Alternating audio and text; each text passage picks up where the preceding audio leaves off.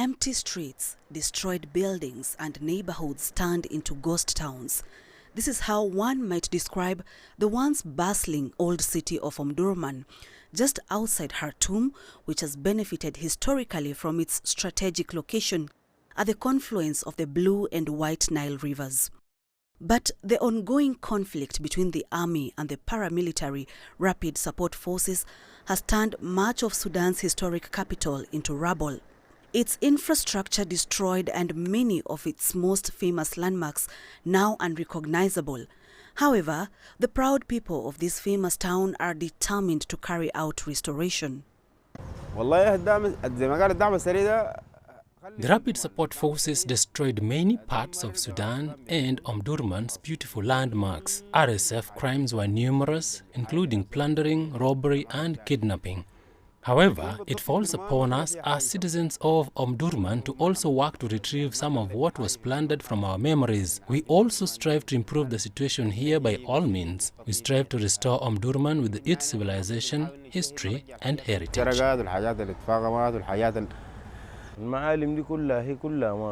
All Omdurman landmarks were comprehensively destroyed by both sides of the conflict, and in the end, the loser is the citizen and the country as a whole.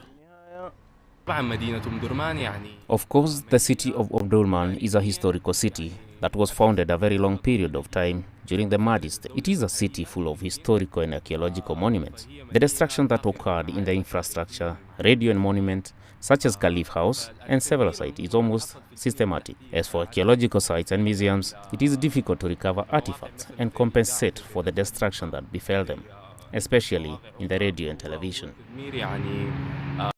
Among the many archaeological landmarks to suffer is the Khalif Abdullah Al-Taishi House and Museum, which was built during the Mahdist state era of the late 19th century.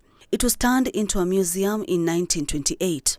However, many of its collectibles have been stolen and looted, and some cannon and firearms inherited from the era of Anglo-Egyptian colonial rule were also partially destroyed. Work is being carried out to save what's left. We at the museum contacted the governor of Khartoum and we launched an initiative that the governor initiated by visiting the Khalifa House Museum and observing the reality of the situation.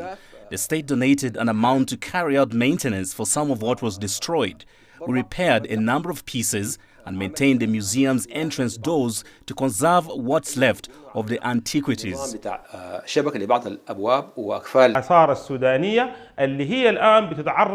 Sudanese antiquities are currently being subjected to the largest looting operation in history since August of 2023, when the Rapid Support Forces attacked a large number of important archaeological sites, and this matter continues until now.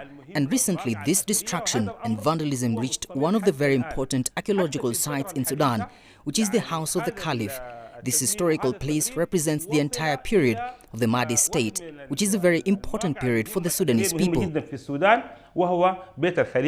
Nonetheless, with already wounded hearts, the Sudanese people are hoping the narrative of their homeland will soon change for the better. Sharon Baranga, CGTN.